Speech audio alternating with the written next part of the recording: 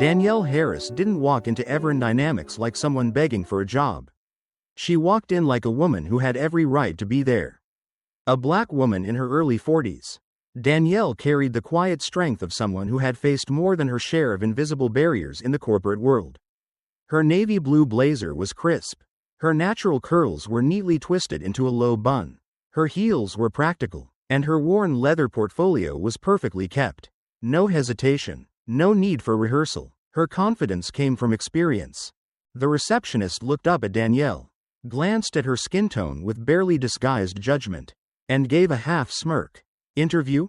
she asked, not even checking the list. Danielle replied politely, "I have a 10 o'clock with the strategy team." The receptionist tapped on her keyboard and then jerked her chin toward the chairs. "You can wait over there." No greeting, no eye contact. Danielle walked over, adjusted her skirt, opened her folder. Her expression was composed but unyielding. She was used to being evaluated before she ever said a word, used to eyes that measured before they listened. At 9:56 a.m., a man in a maroon button-down and khakis strolled past the waiting area. He glanced at Danielle, did a double take, then smirked and muttered just loud enough for her to hear. "Deliveries go around back." Danielle looked up, calm and firm. "I'm not here for deliveries."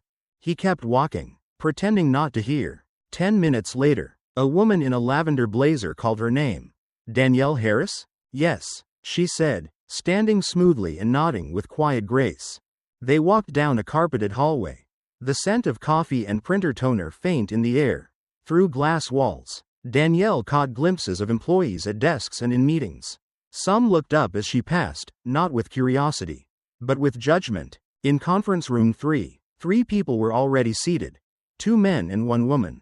One man wore a pinstripe suit and had graying hair. The other had a buzz cut and a smartwatch. The woman wore bright red lipstick that clashed with her pale pink blouse. Danielle smiled politely and extended her hand. "Hello, I'm Danielle Harris. It's a pleasure to meet you." The response was cool at best. The buzz-cut man didn't bother to stand. The woman shook hands without eye contact and immediately looked down at her papers. The older man tilted his head and asked, "Aren't you a little overqualified for this position?" The question hung like a challenge in the air. Danielle didn't flinch. "I don't believe qualifications should ever be a disadvantage." They didn't smile, and that's when she knew this wasn't going to be a normal interview. From the very first question, Danielle could feel that this wasn't an interview about qualifications, it was a test of her patience.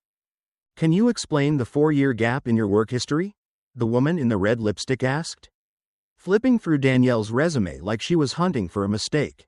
During that time, Danielle replied, her voice steady and clear, "I stepped away from my career to care for my mother full-time. She had advanced Parkinson's. She passed away last spring." A brief silence. No condolences. No nod of empathy. The buzz-cut man leaned back in his chair, arms crossed. "And how do we know you're still up to speed? 4 years is a long time." Danielle kept her tone even. "I've spent the past year consulting on strategic projects. I'm happy to share some recent case studies if you'd like." "Sure," he said with a smirk. "But freelancing isn't the same as being in the trenches. Corporate strategy's not something you can just pop in and out of." Danielle met his gaze. You'd be surprised what someone can stay sharp on, especially when they've helped write the rules. The room fell quiet for a few seconds. Then the older man in the pinstripe suit spoke. "You were a director at Olden Rowe Partners. Why apply here for a mid-level role?" Danielle didn't hesitate. "I've heard Everin is evolving. I'm drawn to companies that are ready to build something that lasts. Hierarchy doesn't impress me, vision does." The woman in lipstick smiled slightly, but her eyes didn't match it. "We're very results-driven here. We need people who can collaborate without making things personal." Danielle responded smoothly. "I believe results speak louder when people feel heard.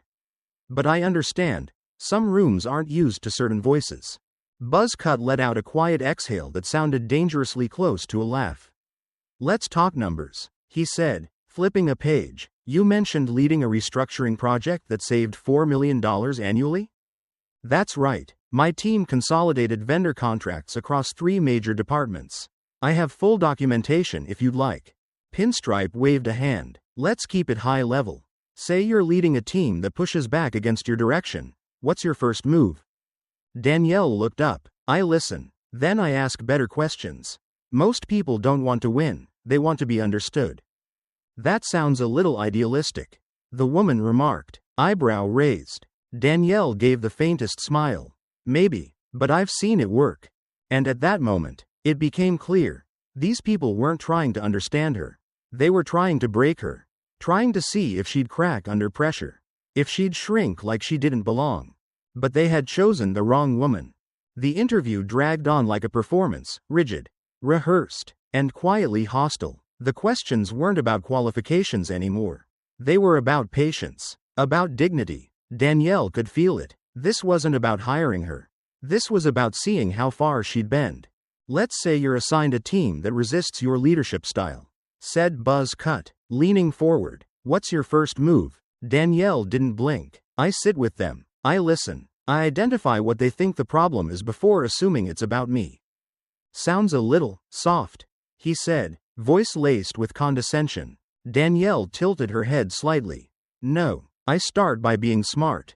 The room froze for a beat. Pinstripe jumped in to recover. This is a fast-paced environment. We're not exactly holding hands and singing campfire songs. We need someone who can make decisions, quick and clean. Danielle's gaze narrowed slightly. Clarity doesn't slow teams down. It fuels them. You can't drive anywhere if the team doesn't know where they're headed, or why. That hit the table like a stone. But they kept pushing. The woman with the red lipstick tapped her pen. To be honest, Danielle, you come across very direct. Some people here might interpret that as combative. Would you be open to adjusting your tone? If asked, Danielle looked her dead in the eye. Is my tone the problem? Or is it your discomfort with women who don't downplay themselves? For the first time since she entered the room, the panel was thrown off balance. But before anyone could react, the door opened. No knock, no warning, just the soft turn of a stainless steel handle and the gentle swing of glass. Every head turned. Leon Carmichael, CEO of Everin Dynamics, stepped inside. He wasn't wearing a tie, he rarely did. Just a tailored gray suit, calm demeanor, and eyes focused only on one person, Danielle. Red lipstick straightened, Pinstripe stiffened. Buzz Cut cleared his throat. Leon, Pinstripe began. Leon lifted a single finger. Not harshly, just enough to say, "That's enough." He walked slowly, confidently, toward Danielle. When he reached her side, he smiled, and bowed his head slightly as he extended his hand. "Ms. Harris," he said, voice steady, "thank you for coming. We've been looking forward to this." He turned to the panel. "The chairwoman's seat is still open. If she'll have it." Silence fell like a curtain. No one moved, no one breathed. Danielle rose slowly and shook his hand. Her expression didn't show shock, only certainty. "It's been a while, Mr. Carmichael," she said softly. "You still know how to shift a room." He gave a half smile. "You still know how to make people adjust their chairs." And just like that, everything had changed. The air in the conference room had grown so heavy. It felt like sound itself was being swallowed. The same people who had confidently controlled the room minutes earlier now sat frozen in place. Pinstripe shifted slightly, as if wanting to say something, but stayed silent. Buzz Cut stared down at the table, clutching his folder just a little too tightly. Red Lipstick tried to maintain her composure, but her fingers trembled slightly as they tapped the pen. Leon Carmichael didn't even glance in their direction. He turned to Danielle and said calmly, "Shall we step outside and speak in private?" Danielle didn't answer right away. She simply closed her folder, adjusted her blazer, and walked out, without looking back. Not out of contempt, but because there was nothing left in that room worth her attention. As the glass door closed behind them, the silence left behind wasn't respectful, it was exposing. The way they had looked at her just minutes earlier now echoed back at them. Holding up a mirror they hadn't expected to see, arrogance, bias, and the subtle but unmistakable dismissal of someone they never imagined would hold power. Down the hall, employees who had casually glanced toward the conference room now took notice. Whispers started before the door even fully closed. Messages flew across internal chats. "Who is she? That's the candidate from this morning. Why did the CEO come get her himself?" Then came the word that silenced all others: chairwoman. Inside the interview room, fear began to replace confusion. Red Lipstick stood up quickly and rushed to the CEO's office. When she was admitted, she carefully began, "I'd like to clarify a few things about this morning's interview. I may have come across a little too direct, but I didn't mean." Leon looked up. He didn't interrupt, just responded quietly, "You don't need to finish that sentence. But you will sit through a full review of every interview you've led over the past 2 years." She blinked. "Is that really necessary?" Leon's voice didn't waver. "Not just necessary, overdue." That afternoon, Danielle received the formal offer. But it wasn't just a title. It was real authority, the mandate to reform the company's strategic leadership division. To review hiring practices, promotion policies, and internal culture, not symbolically, but functionally. Danielle didn't accept right away. Instead, she requested one-on-one meetings with each executive director, no assistants. No agendas. 1 hour, face-to-face. Some accepted immediately, others delayed, but they all knew. Everything had shifted. 2 weeks later, Danielle Harris officially began her first day as chairwoman of strategy at Evern Dynamics. She didn't take the private elevator. She didn't enter through the back. At 8:03 a.m., Danielle walked through the front doors, carrying a slim leather portfolio, wearing a calm expression, and a presence that made the entire building pause. The same receptionist who barely looked up at her during the interview stood up before Danielle reached the desk. "Good morning, Ms. Harris. Welcome back." Danielle offered a polite smile. "Thank you. Has Patrice arrived yet?" "Yes. I'll let her know you're on your way up." The office floor wasn't buzzing as usual. Conversations in the elevator quieted the moment Danielle stepped in. Some looked away, unsure whether to smile or nod.